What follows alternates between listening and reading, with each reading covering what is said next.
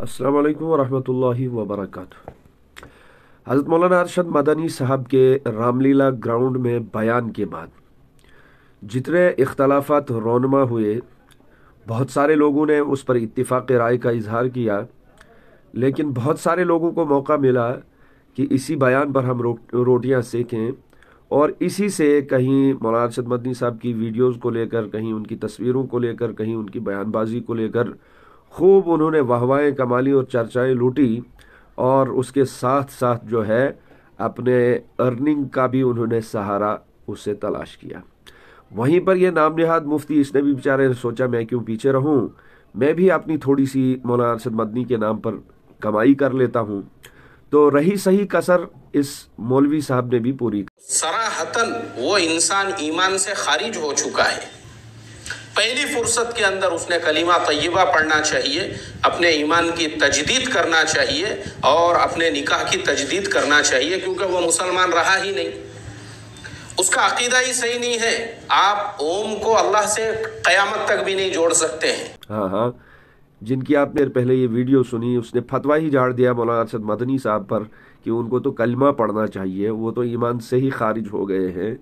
पता नहीं किन मदारिस से, किस चक्कर में जाके और कहाँ से ख़रीद कर ये जो है अपनी डिग्रियां लाते हैं और अपने पीछे सजा के रखते हैं और जो है फिर वीडियो शूटिंग करके, इसने भी सोचा बेचारे ने चलो इस वीडियो को बना के इस फतवे को शाया करके मौलाना अरशद मदनी साहब पर इस फतवे को लगा कर जो है हम अर्निंग भी करेंगे और हम अपने आकाओं को खुश भी करेंगे।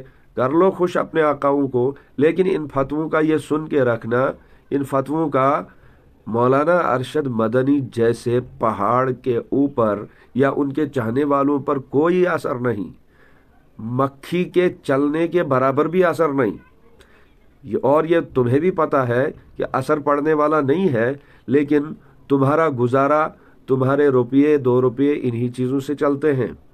इसलिए जो है अकबर हाशमी, याद रखो तुम्हारा ये फतवा जो है तुम्हारे मुंह पर मार दिया जा रहा है। तुम जैसे मुफ्ती जो है गाजर मूलियों की तरह किलो के हिसाब से बिकते हैं। तुम्हारे तो फतवों की दूर की बात, तुम्हारे तो हक बात जो तुम कहोगे उस पे भी शुकूक व शुबहात पैदा होते हैं तुम्हारी ज़ात की वजह से, क्योंकि एक दिन तुम एक तरफ रस्सियाँ खींचते हो, दूसरे दिन दूसरी तरफ खींचते हो। तुम अपने दुनियावी आकाओं को खुश करने के लिए ये सारी चीज़ें करते हो, गुलामी और दलाली करते हो। गुलामी और दलाली करने वालों के फतावा जो है उनमें दम नहीं होता, उन बातों में दम नहीं होता।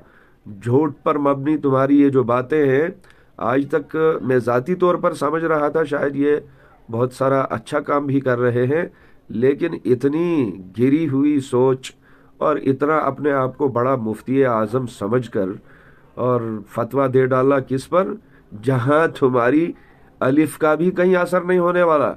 पूरे फतवे का असर तो दूर की बात, अलिफ के आधे का भी असर नहीं होने वाला, न उस ज़ात पर और न उसके चाहने वालों पर, क्योंकि तुम जैसे दलालों को दुनिया जानती है कि तुम्हारा जो है जिधर हवा का झोंका उधर मुफ्ती का फतवा देने वाले।